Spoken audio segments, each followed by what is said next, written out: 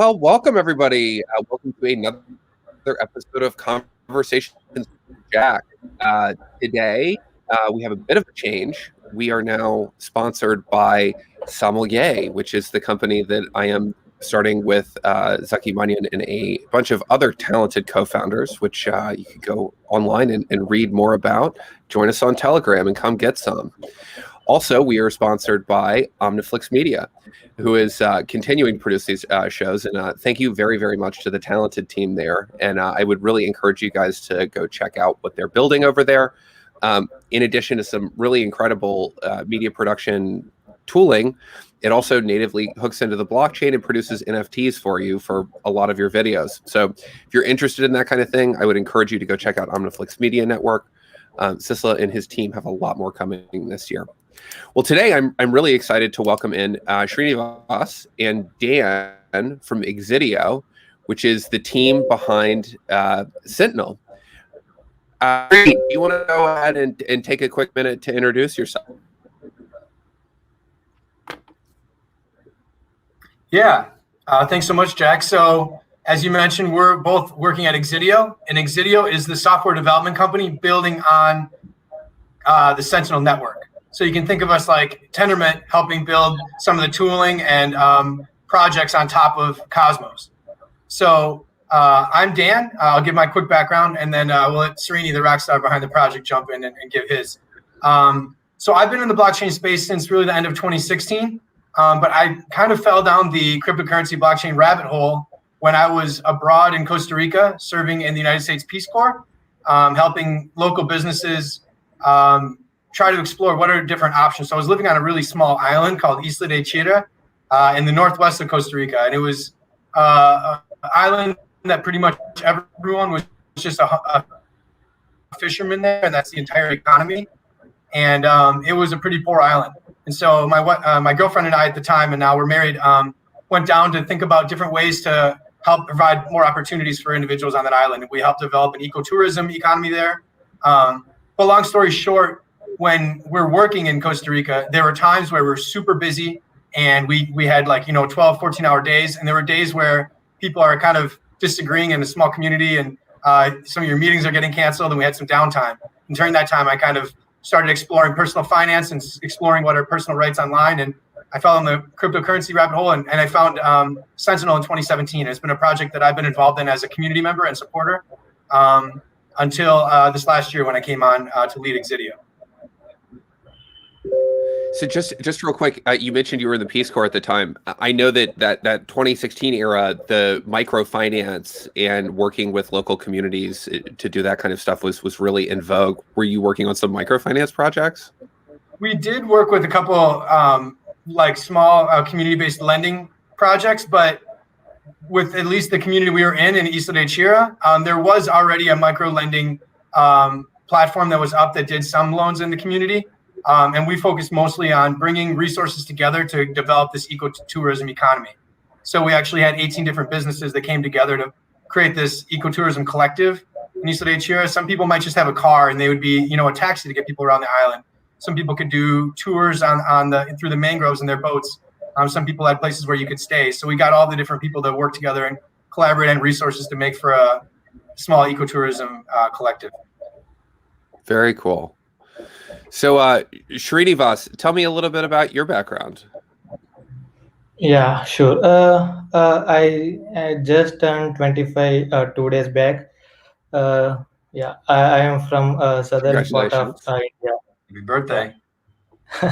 I have completed my Bachelor of Technology in Computer Science in 2017 from a small university, RGKT, in Telangana. It's a state in India.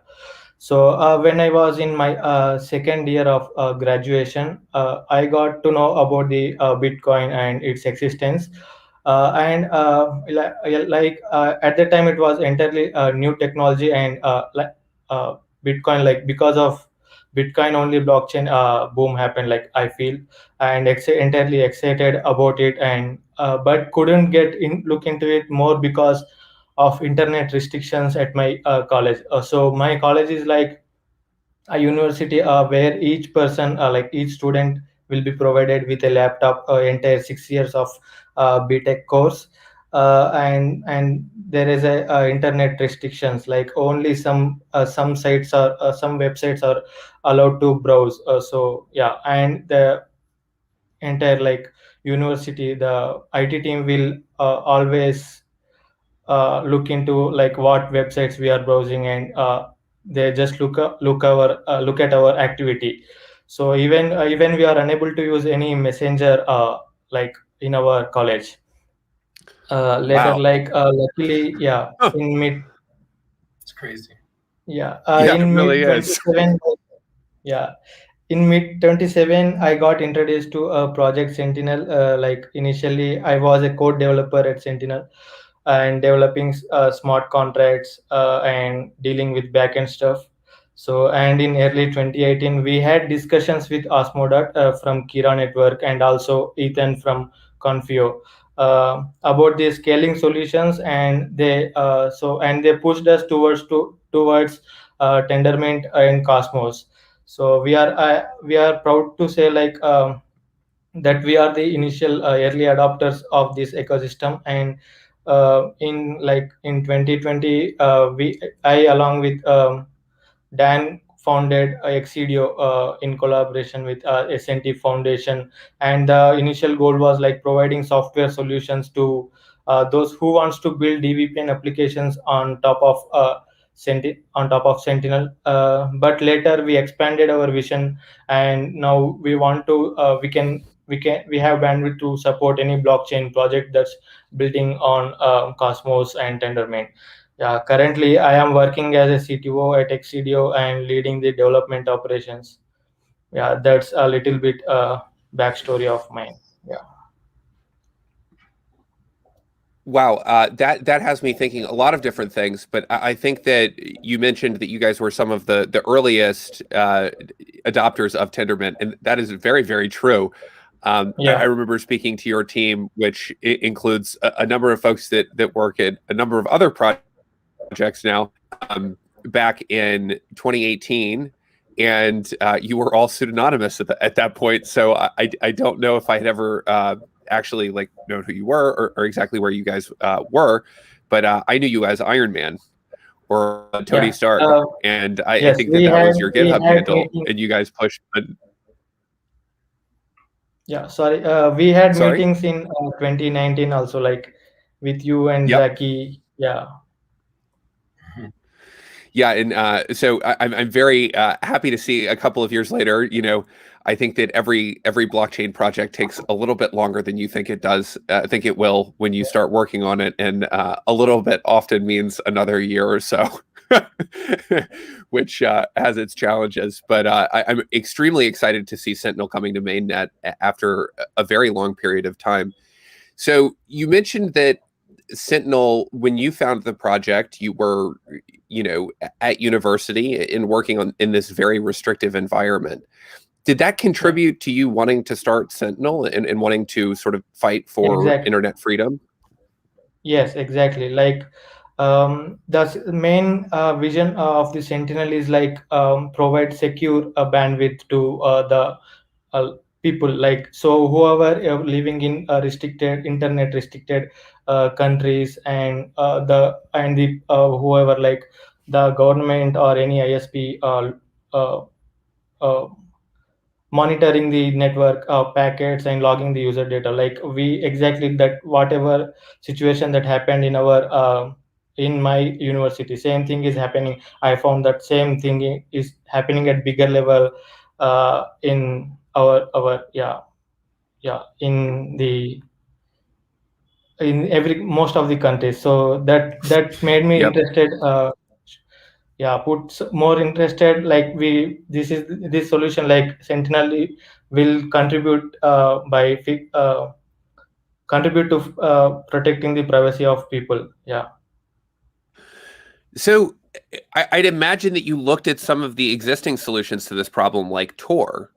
Do you want to talk Yeah. through sort of how, and this is sort of technical topics about Sentinel, to sort of discuss how Sentinel is differentiated from the existing solutions and why it is better than some of these things that you see Edward Snowden using in Citizen 4, or, these are the types of technologies that we're talking about, technologies to protect activists and to ensure equal and open access to these things that we all have come to take for granted and rely on. So do you want to talk a little bit about existing solutions that you were using at the time and why those weren't working for you? Yeah, sure. In Tor, it's like there are bunch of nodes, like maybe around 1,000 nodes are hosted all over the world by the individual people, and there is no incentivized to these people, and these people are anonymous, and it's like a relay. Tor will create a relay network between it will have three hops to reach the end destination. So each packet, and these hops will be decided by the Tor protocol, and this protocol is defined at the like every publicly, like it's open source project, and everybody knows like how exactly Tor works. So it's become easy for government to block this Tor protocol, and also there is no incentivize for people hosting nodes. And also like got to know something, some organizations hosted like Tor nodes and still monitoring the network. So like whoever, what is the packets are that's are routing through Tor network. So this is happening, but in our case this DVPN is entirely like different to Tor. So VPN, generally there was a VPN, so which is like only one hop. So initially it was used for creating a virtual private networking solution for intra networking, like intra networking solution for a small or big organization. So no other person can access the information inside the organization. Now and later it became like VPN is as a solution.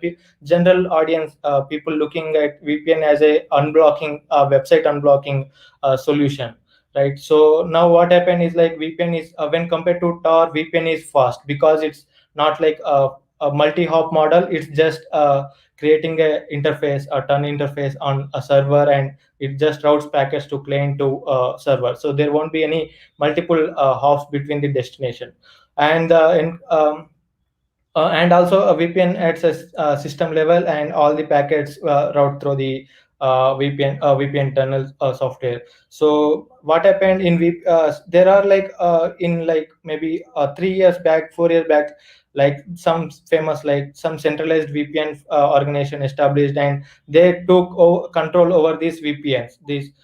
And even though like they are saying like they are not logging any user data, they started logging because of the government restrictions, and also we found some of VPN centralized VPN organizations data has been hacked.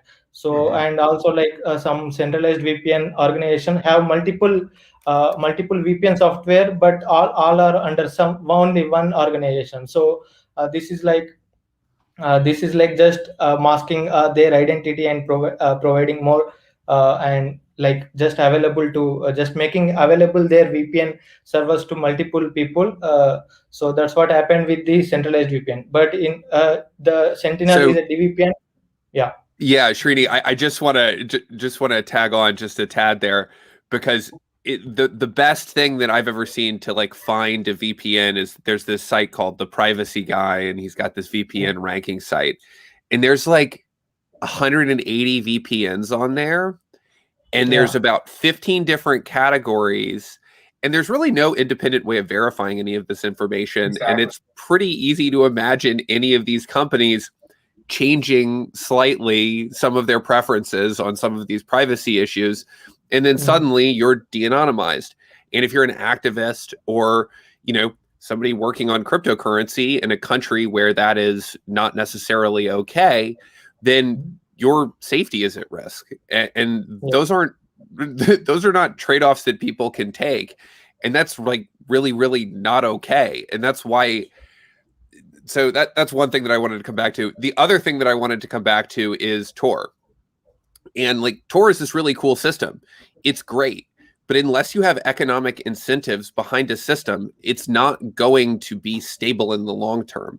If you can't pay these people who have to spend $10, $20, $30, $40 a month running these nodes, very quickly, and very quickly over the course of 2 or 3 years, you're going to find that those people just slowly drop off, and you're going to be constantly seeing attrition in your node operators. And unless you can incentivize them and continue to pay them to upkeep the network, you're not going to have a network. So Srini, thank you very much for sort of talking through why a DVPN and sort of like what the foundations of that were. So Dan, when did you and Srini meet, and how did you start working on this problem? Yeah, and if you don't mind, I'd like to piggyback on a couple of those points real quick. So to your point, Jack, you said that this website hosts 183 options of different VPNs. But as Srini was mentioning, a lot of these are separate, like front-end applications housed under the same ownership group. So it's really an oligopoly. This is a pretty opaque industry that doesn't have a lot of good information as far as what these companies are doing, how they operate, and who's behind them. And a lot of times, if you actually start getting behind, reading the fine print, you start to realize that a lot of these are under the same parent company, and they have a lot of different front-end applications. And then, and then you can't prove that they're actually not logging your data. Even NordVPN, one of the biggest VPN companies, in 2019 was hacked, and it was proven that they were logging user data. And they say that they do these independent third-party audits, that they can't be logging data, and then it's still proven that they are. And then the Tor network, as you were mentioning, the only independent third-party audit is somebody reading your open source code. Exactly.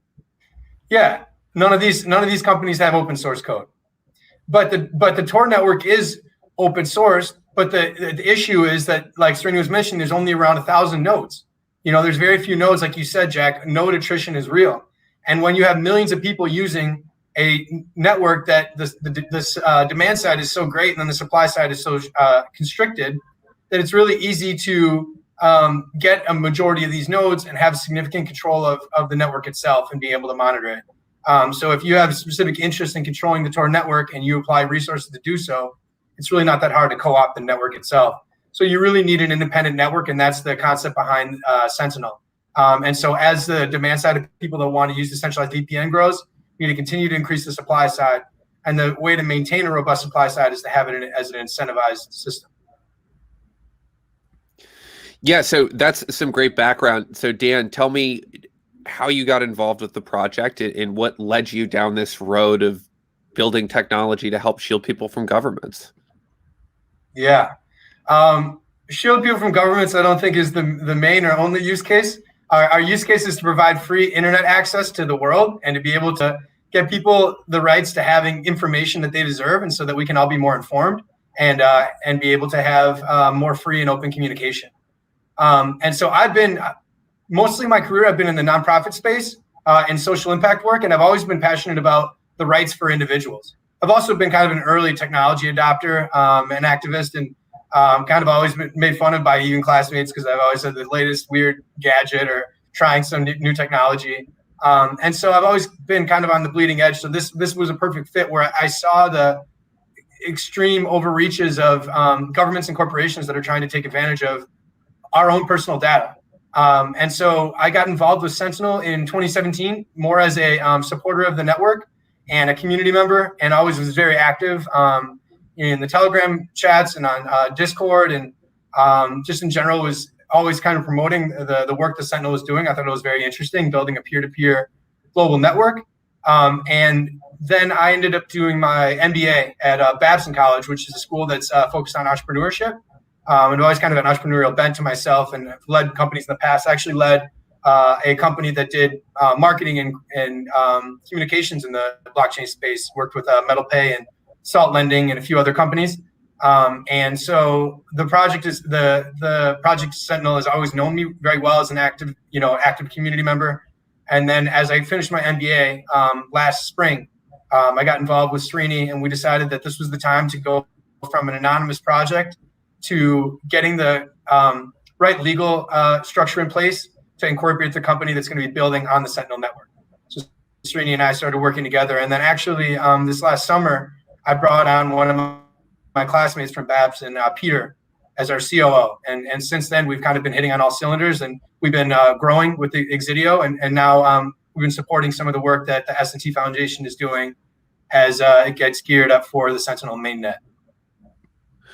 So you guys just raised a big round, which, by the way, congratulations. And Dan, I think that part of that was part of like coming to join and starting a company to help support this network was helping to put it on solid financial footing.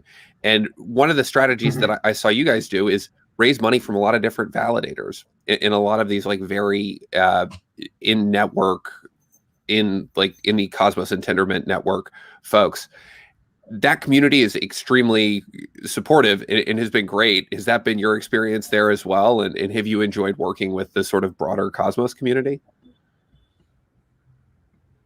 Yeah, and I can say that personally, I've been a lot more involved with the Cosmos community in the last year. And Srini's been involved in the Cosmos community. I mean, I've always been involved with the Cosmos community, but not as hands-on as I have been in the past year. Yeah. And it's been incredibly rewarding, Jack. So it's been really cool. I agree that, one thing that I think separates Cosmos from a lot of other networks is you need to bootstrap your own validator set. You need to have the security of your own blockchain, which is a lot different than shared security and depending on a greater network and then not having your own sovereignty in your chain. I think that's something that's really unique about Cosmos and Cosmos SDK-based chains. And so getting to engage with all the different validators, understanding what their needs are, exploring how we need to have a robust Sentinel blockchain to be able to support the Sentinel DVPN protocol, and explaining that narrative has been really cool. And we feel really fortunate that S&T Foundation, like you said, just closed a $3.5 million raise, and it's been backed by a lot of validators, a lot of active members within the Cosmos community. Projects like Akash and Secret Network have been awesome. We've been really fortunate to have just a really robust group of supporters, and so now that lends Sentinel to its next chapter, because now the S&T Foundation has the resources to be able to support Exidio, to be able to support individuals that want to grow on the network. And one thing I think that makes Sentinel really unique is the Sentinel DVPN protocol is just that. It's a base layer protocol, a peer-to-peer marketplace for people to offer and use bandwidth. And then on that protocol, you can build your own VPN. So any company can come and work with Exidio, and we can help them integrate and build their own VPN solutions on top of the peer-to-peer network. And I think that really distinguishes Sentinel from a lot of other projects that are looking to do similar work in our space. Yeah, making a marketplace for a physical commodity the same way kind of Akash is doing this with compute, I think is a really forward-looking way to do this and opens the network up to a wide variety of more applications than just VPN. Also, I will say in Akash, when we did our raise over the last year, that was also primarily with validators and other folks in the network. And I think a lot of the folks on your that contributed to the Sentinel Foundation fundraise also contributed to the Akash fundraise. So very familiar with that. So with that in mind, Srinivas, do you want to talk us through a few of the features that the network has at launch and what you're most excited about? Yeah. So before that, what I'll explain what was we built on Ethereum. So then I'll go like what we are having on mainnet or mainnet one, because it will make sense to people like understand. So on Ethereum, it's like we wrote smart contracts and we are interacted with smart contract, and there was a centralized master node server hosted on our platform, and which interacts with where these DVPN nodes are connected with talk with master nodes, and like a ping pong message between master nodes, and they update the status of their their liveliness. And though if the master node is like a middleman between the smart contract and and also the DVPN nodes to the client. So every time a client wants to interact with the DVPN nodes, master node comes in between these two parties. So we had multiple scenarios, multiple times our master node went down because of some load issues. Later we found that we wanted to build a fully robust network with we want to scale up we want to remove this masternode architecture and build fully decentralized peer-to-peer communication protocol with blockchain involved for securing the payments and as a decentralized distributed data storage. So yeah, so we found like Cosmos SDK with Tendermint we can execute like 10,000 of thousands of transactions per block. So we build current the new architecture is like entirely decentralized, and there are no centralized servers or anything involved in between. So client will directly connect to the blockchain. Yeah. Srini, one thing I do want to point out, you're mentioning some Tendermint performance issues. Your team has done more to push Tendermint performance to the Yeah. limits than I think almost any other team in the ecosystem, which is really cool. Between Game of Stakes and then Game of Zones, you guys were intimately involved in both of those competitions and had the highest performing team in Game of Stakes or in Game of Zones, as well as being top 5 in Game of Stakes. So when Srini is talking about Tendermint performance, this man knows exactly what he's talking about. So sorry to interrupt, but I just wanted to give you a little bit of credit there. Yeah, so now the entire architecture is fully decentralized, and the client will directly communicate with blockchain RPC endpoints like because anyone can host a full node and provide a service to a client, right? So people like users will have a chance to choose the RPC endpoint and configure on the client, and directly communicate with a blockchain, and then directly communicate with DVPN nodes. So these DVPN nodes also directly communicate with blockchain, and they provide the liveliness like how exactly these validators are doing in Cosmos SDK, Cosmos network. And also the every sessions, and now in this architecture like nodes can charge based on the price per GB, like based on the client usage, and also nodes can organization come and join register on the blockchain as a provider, and can create as multiple subscription plans like exactly in how real world these centralized VPNs are working, like creating subscription plans, and user just subscribes to a plan and can use any nodes under that plan, right? So similar thing we have developed on blockchain, and so there won't be any any complicated user experience to the user. So we have made like architecture, so there won't be a user won't be able to find any difference, like whether it is he don't know whether it is backend is blockchain or database or anything. The user experience will be good. And yeah, so these nodes will communicate with blockchain, and the uptime will be monitored. And also we know like proof of staking, like bonded proof of staking with Cosmos SDK, and node host, like the all the stakers will get 20% of the revenue generated by these providers and nodes, like enter and also the whole sessions information will be stored on the blockchain. And we are planning to migrate. Currently it's built on Cosmos SDK like 39.0.3 39.2 version, but in like Q2 of 2021 we are looking to integrate with IBC and offer multiple uh, multiple coins, payments in multiple coins, like with bridges. Yeah, and also we see that a lot of performance improvement with proto buffer migration to Google proto buffers, and also improvement in block syncing. Yeah. That's a really good point. And Srini, I know that you and your developers have done quite a bit of work on the Stargate release as well, so like you're familiar with the software. I don't think that migration is going to be super hard for you guys, and you all are not alone in going to mainnet with 039 and then going to do a subsequent upgrade there. The Kava folks are doing that. That's what Terra's doing. And that's a lot of the ecosystem is kind of in that place and planning to be IBC capable in the next couple of months. I think that's a great timeline, and also very exciting for folks in the ecosystem.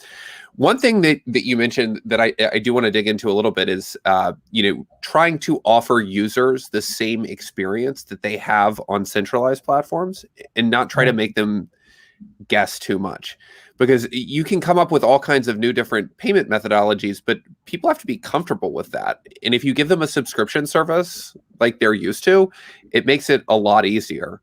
Yeah. So we are kind of coming to the end of the half hour here, but I did want to give Dan a couple of minutes to chat about marketing for Sentinel Mainnet and sort of what you guys have coming up, because I know that the Blue Frog Army is very strong, and just wondering what you guys are working on. Yeah, so we talked about Wen IBC, right? But Wen Mainnet. Yeah. Wen Mainnet is a week from tomorrow, the 27th of this month. It's finally happening. Srini, look at that big smile on Srini's face. This guy's been working on this for a year. So he just had his birthday, and now we're going to get across the mainnet, and we'll be able to celebrate a little bit. This is exciting. And so we'll be live on our Cosmos-based chain on the 27th.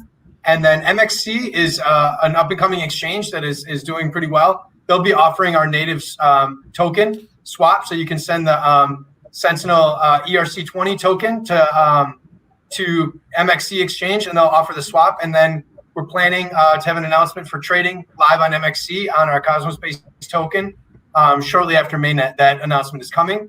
And we'll also be putting out a tutorial on the token swap for individuals that don't want to do it on exchange and want to be able to do their own token swap.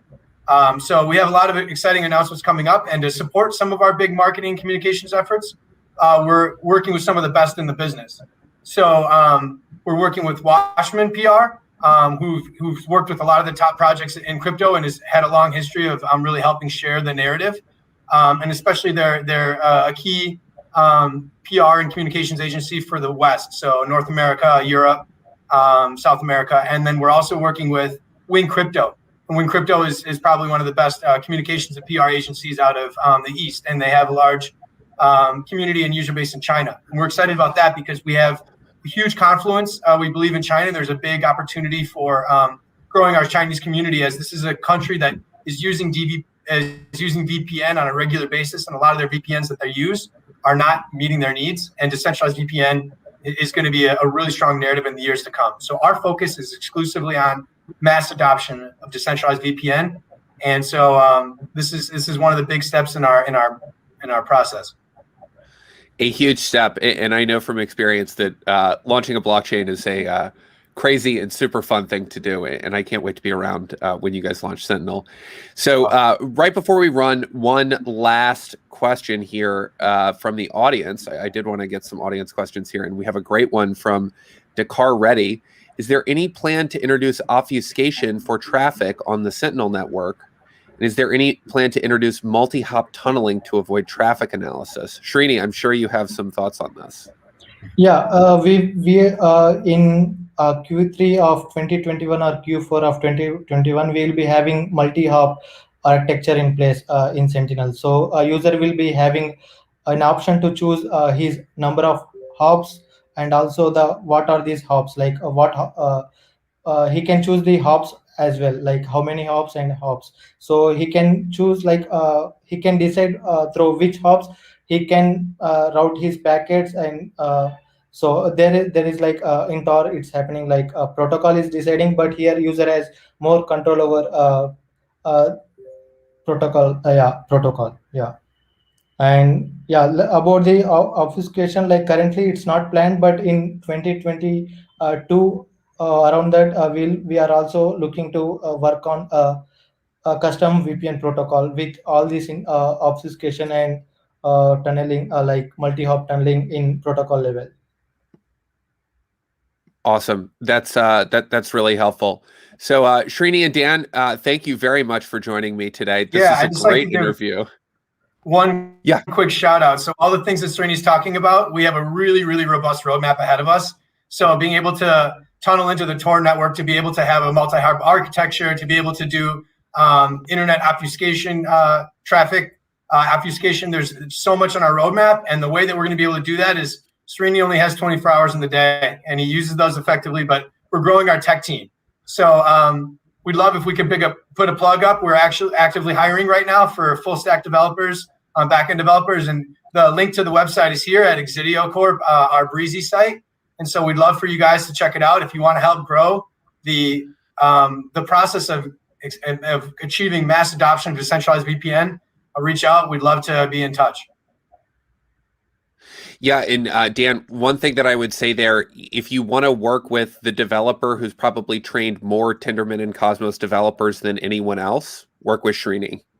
Srini uses his time very effectively to train people to help him do the work, which is what you're supposed to do. Unlike folks like me who end up just doing it and not doing as good of a job at hiring, Srini's great at this, and go learn from the best. So thank you guys very much for your time today. Srini, any words before we run? Just I want to say thank you to you and OmniFlix Media for having us on this meet. Yeah, on this call. Absolutely. And awesome. Thank you. So before we run, just want to thank our sponsors, Sommelier Network. That's where I'm working now. Yeah. We'll be doing some shows on that, and that's a really exciting thing coming up, as well as OmniFlix. Thank you again to the team there, and we will see you guys next week. Awesome. Thanks so much.